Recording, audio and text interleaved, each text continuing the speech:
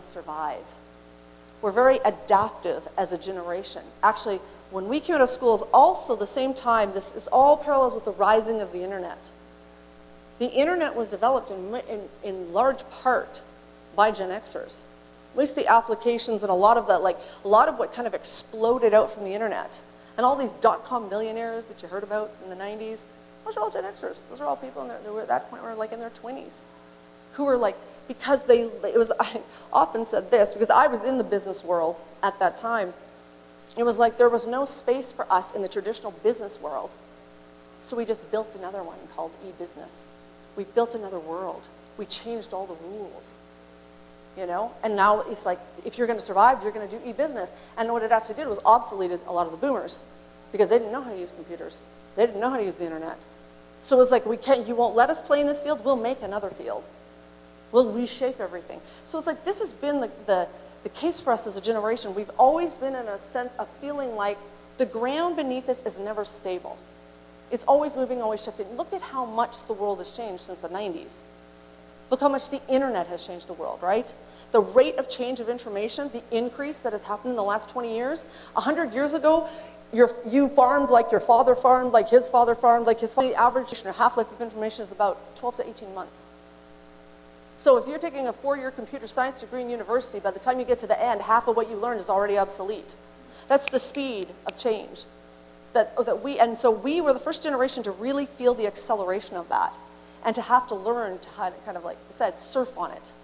Like, okay, so we are very much, one thing we aren't invested in as a generation is structure.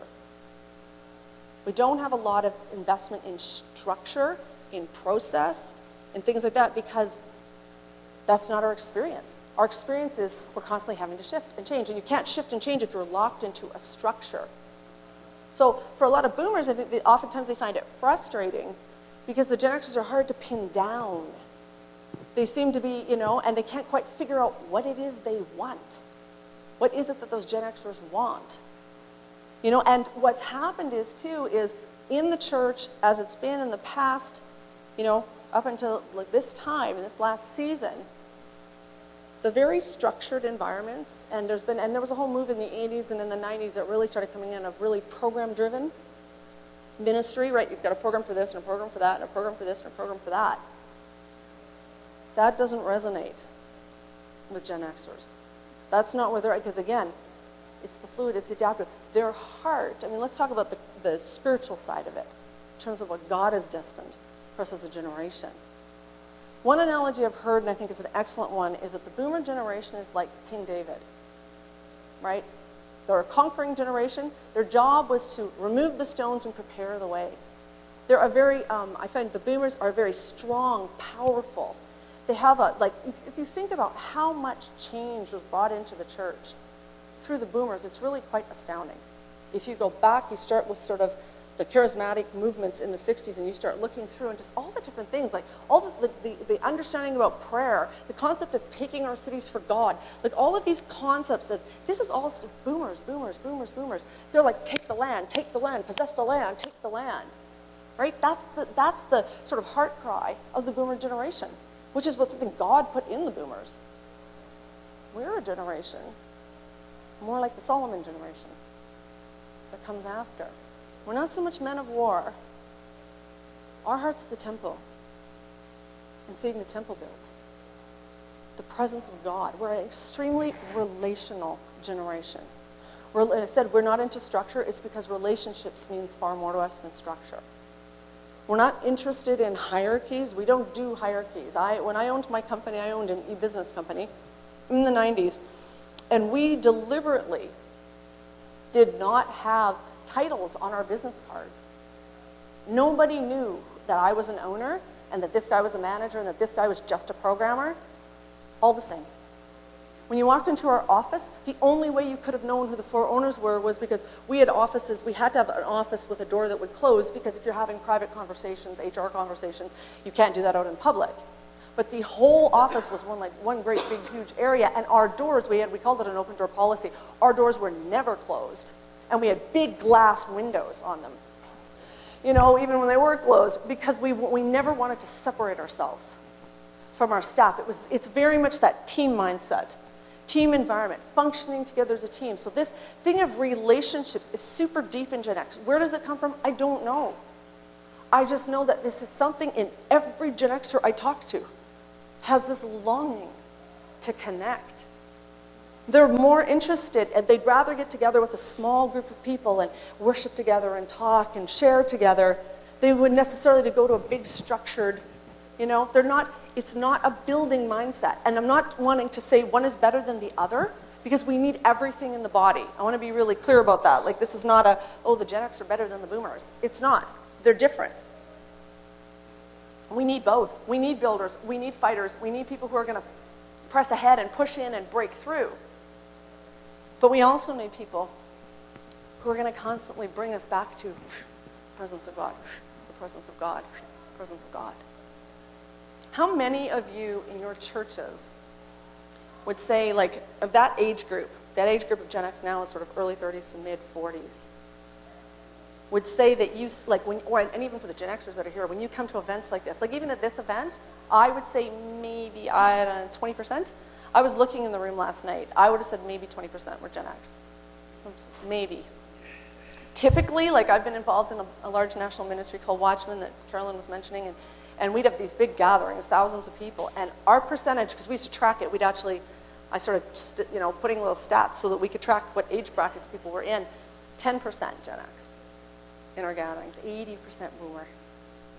And I know from my personal experience, that's my experience my whole life. Everywhere I went, I was like, where are my people? Where are my people? Partially it is that we're a smaller generation right off the bat, okay? That's true. There are maybe, a third or a half of as many of us as there are boomers. So right there we're going to be outnumbered. That's a given. But like, for example, in your churches or in your cities, in the ministerial, in your cities, what percentage of the senior pastors, not associates, not youth pastors, not worship leaders, of the senior pastors are Gen X? 1. But how many of you, when you were in your late 20s or early 30s, were already in full-time ministry? Like, how many boomers here were in full-time ministry by the time they were in their early 30s? Senior pastoring or whatever. So where are all the Gen Xers? Where's the gap? I notice it all the time. You go to the ministerial in my city, literally, the pastors I know, I've got a group of fathers I walk with in Edmonton, they cannot name me one Gen X senior pastor in a city the size of Edmonton that they know. But all of them were in full-time ministry by the time they were in their late 20s. We have a problem. We have a gap. It's a very, very clear gap. Most churches are boomer and older and millennial and younger. Because the millennials now are in their early 30s. So some people think, oh, no, I have young people. They have kids, da-da-da. Yeah, but they're actually, if you ask, they're 28. Oh, yeah, wait, no, they're 27. Oh, wait, no, they're 29. I'm like, how many 38-year-olds? How many 40-year-olds do you have? And then they go, whoa, wait a minute. Actually, they can't name that group. What happened with Gen X for a lot of Gen Xers, their experience in church, I'm one of them that had this experience, was we had a heart to serve God, either grew up in church or were saved, had a heart to serve God, wanted to serve, but also wanted to have a relationship.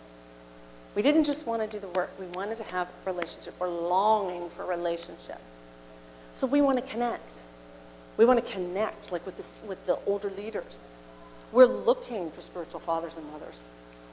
Because we're very relational and also because we're very team-oriented, we're not actually interested in doing it ourselves. Like, I'm not interested in going off and pioneering myself a church or building myself a ministry and doing it on my own. I'm actually, you'll find, this is what happens. We cluster together. See, I know Tabitha and Daniel, and even Carolyn. And last night I said, okay, this isn't me, this is us. And maybe God will give something to Daniel to share. That's cool. I'm fine with that. It's because we will, like I said, we will cluster together. They'll say one Gen Xer get up, and all the Gen Xers will get up with them because we feel safer in a pack. It's true. And the reason that is because many of us in our very young, late teens, early 20s, experiences in church, we come, we're full of God, we're zealous, we desire to serve, we come, we will serve with all our heart. We don't have an issue. Some people say there's an issue with our generation with submission to authority. I don't really see that in our generation. I see people that are totally willing to come, to connect, to give, to serve, to love, but they want to connect. They want relationship. They want to know, I'll hear you, but will you hear me? What happened in a lot of situations was, because of what was going on in the church in the 80s and the 90s, where all of these, these mega church movement ideas came in and stuff, and I was in a mega church kind of mindset church, right? So I understand this mindset from the inside. It was all about, okay, what's your spiritual gift? Okay, you're that. I place you here. It's like people became inputs that you slotted into places, right? And you're the efficient manager. No, I mean, hey, there were books, pastor as business manager, or the pastor as whatever, CEO. No, I'm not going to go there. I'm going to go there, because if I start there, I won't stop.